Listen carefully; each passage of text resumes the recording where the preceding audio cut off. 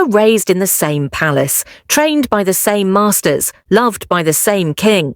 But when the throne must pass to one, everything begins to change. Pride, patience, and purpose will be tested, and only one brother will be crowned. If you love stories filled with twists and powerful lessons, like, subscribe, and hit the notification bell now. We've got more just like this coming your way. In the great kingdom of Alor, there was a wise and powerful king named Adewale.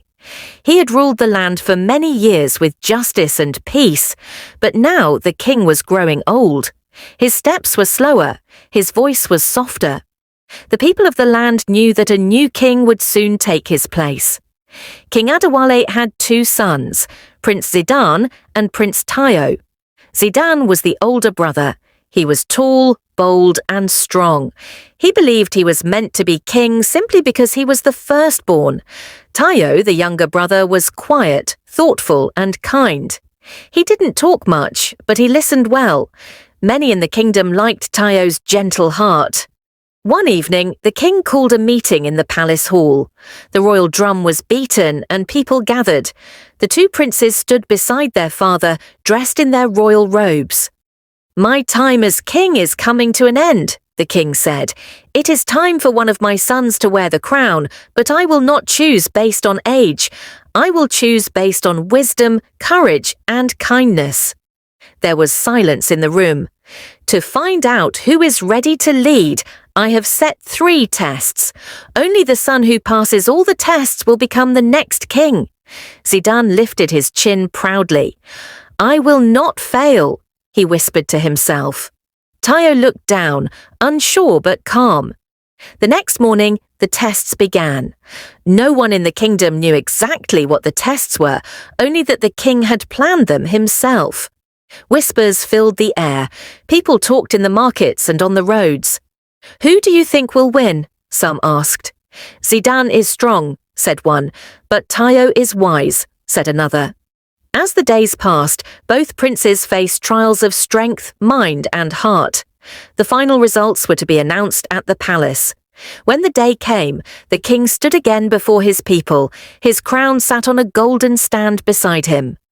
"I have seen the hearts of both my sons," he said, "and the one who shall wear the crown is Prince Tayo."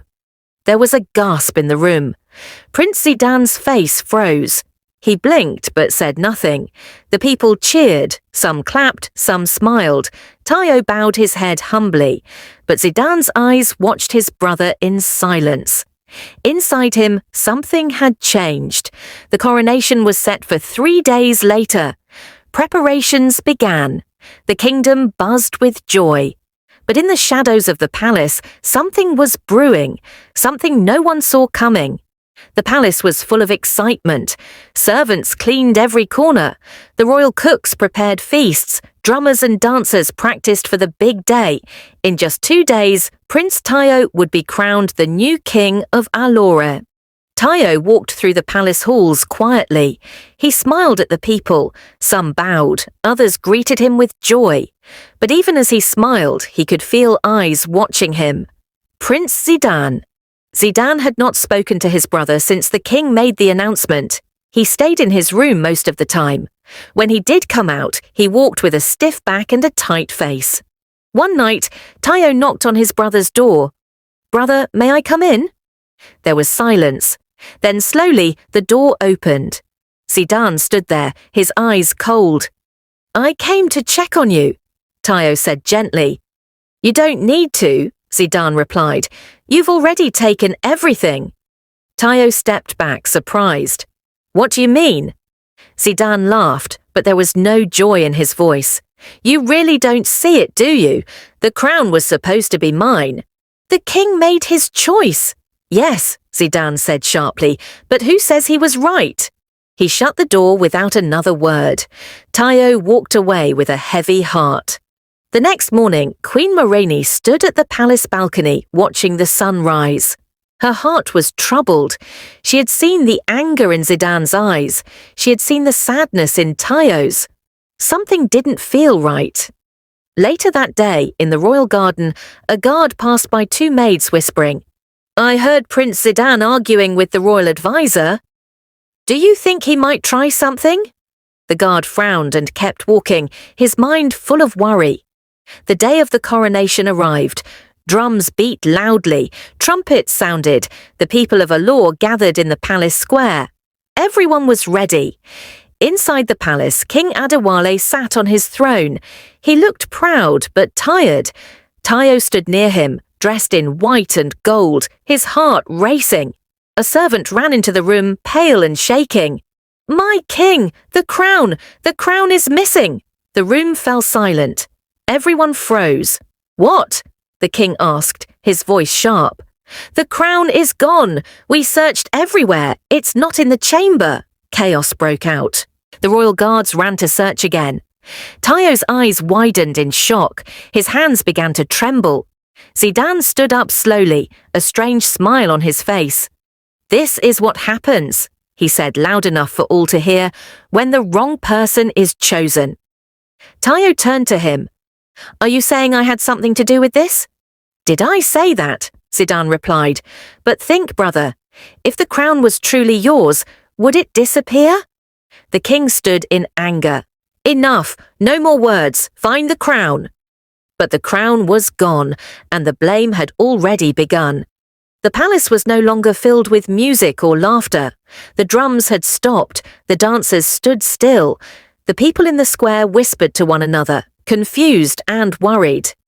Inside the palace, everyone searched. Every room, every corner, every passage. The royal crown was nowhere to be found. Prince Tayo sat quietly in the garden. His hands were folded, his eyes fixed on the ground. He didn't know what to think. He didn't know who to trust. Prince Zidane stood at a distance, watching him. A few nobles stood near Zidane, nodding as he spoke. This is not an accident, Zidane told them. The crown is gone for a reason. Maybe it was never meant for him. But the king chose Tayo, one noble said softly. And perhaps the king made a mistake, Zidane replied. Perhaps the gods are correcting it. Queen Moreni stood behind a large pillar, listening. Her face was calm, but inside her heart was heavy. Later that evening, Tayo met with the king in his chambers. Father, he said, I do not understand. I have done nothing wrong. The king placed a hand on his shoulder. I know, my son, and I believe in you, but the crown must be found. Zidane is making people doubt me, Tayo whispered. The king closed his eyes for a moment. Let the truth reveal itself. As the sun set, darkness fell over the kingdom. But inside the palace, light still burned in the queen's private room. She thought of her sons. She remembered how Zidane always wanted to win, how he hated to lose. And she remembered how Tayo helped others, even in silence. She had watched them since they were children. Now she watched them again, as men. In the palace courtyard, Zidane walked with long, angry steps. This whole kingdom is blind, he said to a guard. They can't see that the crown does not belong to him. You must be careful, my prince, the guard warned. People are starting to talk. Let them talk, Zidane snapped. Soon they will see I was right.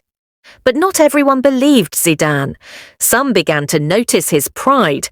Others saw how Tayo stayed quiet, never speaking ill of his brother. Even when people asked him if Zidane might have stolen the crown, Tayo always said, I do not accuse. I only wait for the truth.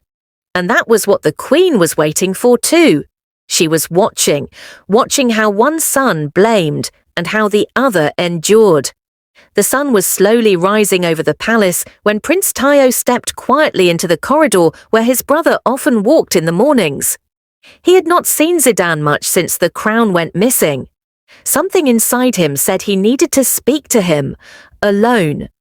Soon he found him near the fountain, standing with his back turned. Tayo walked up slowly. Brother, he said gently. Zidane turned around sharply. His eyes were cold. I just want to ask you something, Tayo said. Zidane folded his arms. Then speak. Tayo paused. He didn't want to offend him. He chose his words carefully. I know this matter has caused confusion. I know how much you hope to wear the crown, but do you have any idea, just any idea at all, what might have happened to the crown? Zidane's eyes widened. What are you trying to say? He asked. I'm not accusing you, Tayo said quickly.